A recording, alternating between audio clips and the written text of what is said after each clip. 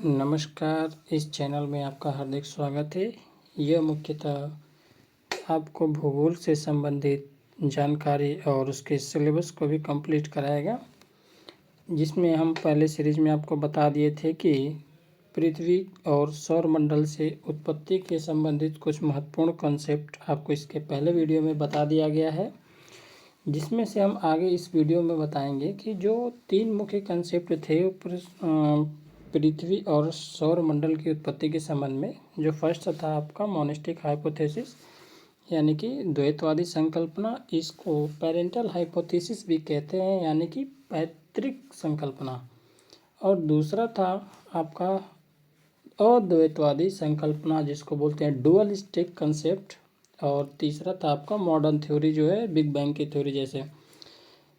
इसमें पहले बात करते हैं हम लोग मोनिस्टिक हाइपोथेसिस, यानी कि जो अद्वैतवादी संकल्पना है। अद्वैतवादी संकल्पना के अंतर्गत हम बात करते हैं कि ऐसे ग्रहों की उत्पत्ति जो कि किसी एक पिंड से हुई है। ऐसे ग्रहों की उत्पत्ति जो किसी एक पिंड से हुई है, उसको हम लोग मोनिस्टिक हाइपोथेसिस यानी कि अद्वैतवादी संकल्पना के अंतर्गत पढ़ते हैं। आपको पता है कि इसमें कुछ कंसेप्ट को पहले धार्मिक मान्यताओं के अनुसार जोड़कर देखा गया था, लेकिन सबसे पहले 1749 में कास्ते दी बुफन ने बहुत से साइंटिफिक रीजन के माध्यम से अपना कंसेप्ट दिया। जो पहला कंसेप्ट दिया था इन्होंने 1749 में कास्ते दी बुफन का है कॉमेट हाइपोथेसिस, यानी कि पुच्छल तारा परिकल्पना। पुच्छल तारा परिकल्पना में इन्होंने बताया था कि एक विशालकाय धूमकेतु, यानी कि पुच्छल तारा सूर्य से पहले क्या हुआ, टकराया।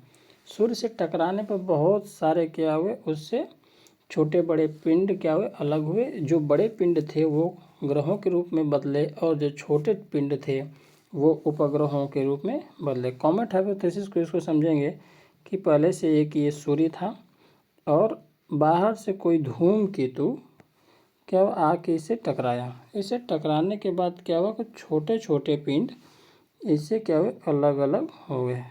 अलग अलग हो गए तो अलग अलग जो बड़े थे वो ग्रहों के रूप में आ गए, और जो छोटे थे वो उपग्रहों के रूप में आ गए।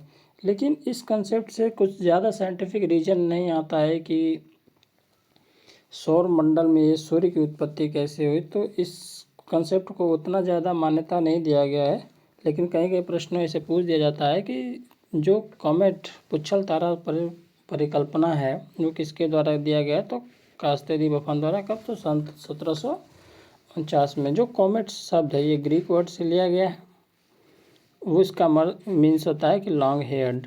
जो धूम तारा होता है, धूमकेतु, उसको कॉमेट्स बोलते हैं। और कॉमेट्स मीन्स कहता है an object in space that looks like a bright star with a tail and that moves around the sun. जो सूर्य के चारों तरफ घूमता है और उसके टकराने से, ये आपका पूरा हुआ क्या, कॉमेट हाइपोथेसिस। कास्ते दी बुफन एक फ्रांसीसी वैज्ञानिक थे। और दूसरा बात करते हैं आपका कांट गैसियस हाइपोथेसिस, यानी कि इमैनुअल कांट की वायव्य राशि परिकल्पना। वायव्य राशि परिकल्पना के अंतर्गत हम समझेंगे पहले इमैनुअल कांट, जो कि जर्मन फिलोसफर थे, जर्मन के दार्शनिक थे इमैनुअल कांट। और इस कंसेप्ट को उन्होंने 1755 में दिया था। 1755 में इन्होंने किस में दिया था, तो इनका एक थीसिस था। उस थीसिस का नाम था कि the general natural history and theory of the heaven और the essay can the working and mechanical origin of the entire universe on the basis of Newtonian law. यानी कि ये न्यूटन के नियम पर आधारित यह संकल्पना था, जो कि इमैनुअल कांट ने इसमें वायव्य राशि परिकल्पना का वर्णन किया था। इनके अनुसार क्या था कि पहले से ही एक तप्त निहारिका थी, एक तप्त निहारिका थी, और वो क्या होता, गतिशील थी। और गतिशील होने का मतलब इतना ठंडा हो गया था वो कि उसके संबंध कांट महोदय ने बताया था कि पहले से ही क्या है, हमारे ब्रह्मांड में एक मैटर पहले से ही स्थिर है, जो कि पूरा कठोर और शीतल है, ठंडा है और गतिहीन है, कोई भी मूवमेंट नहीं इसमें। लेकिन इसके आसपास भी अन्य छोटे छोटे भी क्या थे, पिंड थे, जो कि पूरा ठंडे, और ये भी मूवमेंट इनमें नहीं था, जो कि इसके इस मैटर के अंदर अपने आकर्षण शक्ति के कारण क्या हुआ, ये एक दूसरे से आकर के टकराने लगे। जब एक दूसरे से टकराने लगे तो इनमें क्या हुआ, टेम्परेचर बढ़ा। टेम्परेचर बढ़ने के बाद क्या हुआ कि ये एक दूसरे से फिर मूवमेंट होने लगा। मूवमेंट होने के बाद क्या हुआ, यह घूमने लगा और घूमने से क्या हुआ, जो पहले से ये जो बाहर से अंदर की तरफ जा रहा है इसको बोलते हैं सेंट्रीपिटल, यानी कि अभिसारी बल। क्या बोलते हैं, अभिकेंद्री बल, अभिकेंद्री बल। और जब इसमें से मैटर टकराने लगे और ये क्या हुआ कि तप्त होने लगा और इससे बाहर जब ये निकलने लगे अन्य पिंड निहारिका के रूप में लेकर के, तो इसको बोलते हैं सेंट्रीपिटल, यानी कि अपकेंद्री बल। इसको क्या बोलते हैं, अपकेंद्री बल, जिससे कि क्या हुआ, इन ग्रहों की उत्पत्ति हुई।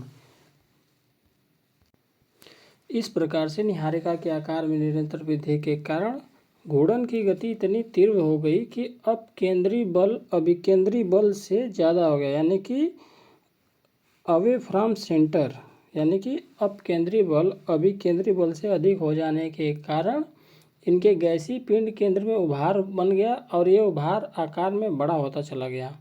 तो एक के बाद एक के क्या होने लगे, वलय बनने लगे और इसके माध्यम से ये अन्य ग्रहों का निर्माण होना शुरू हो गया। तीसरा है आपका नेबुलर हाइपोथेसिस ऑफ लाप्लास, यानी कि लाप्लास जिन्होंने अपना कंसेप्ट 1796 में दिया था, निहारिका परिकल्पना। इन्होंने इस परिकल्पना को अपने book exposition of the world system में दिया था। इन्होंने क्या किया था कि कांट के गैसियस हाइपोथेसिस को ही मॉडिफाई किया था। इसमें इन्होंने बताया था कि पहले से ही क्या हुआ था कि ब्रह्मांड में एक पिंड जो कि तप्त था, तप्त निहारिका के रूप में घूम रहा था।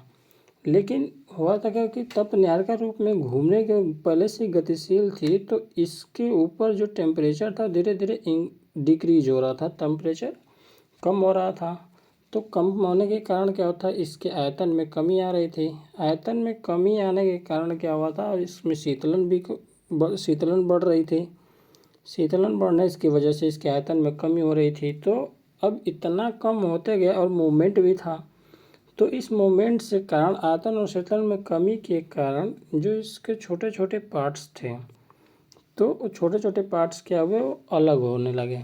जब वो अलग होने लगे तो इसका जो ग्रेविटेशनल फोर्स था, यानी कि गुरुत्वाकर्षण बल था, जो अभिकेंद्री बल था, वो क्या हुआ, कम हो गया और इसका अपकेंद्री बल में वृद्धि हो गई। अपकेंद्री बल अवे फ्रॉम सेंटर, इसको याद रखेंगे। तो अपकेंद्री बल जब इसका बढ़ गया तो छोटे छोटे छल्ले क्या हुए, अलग हुए। छोटे छोटे क्या हुए, छल्ले अलग हुए। जब छल्ले अलग हो गए तो वो क्या हो गए, ग्रह के रूप में आ गए। किसके रूप में आ गए, ग्रह के रूप में।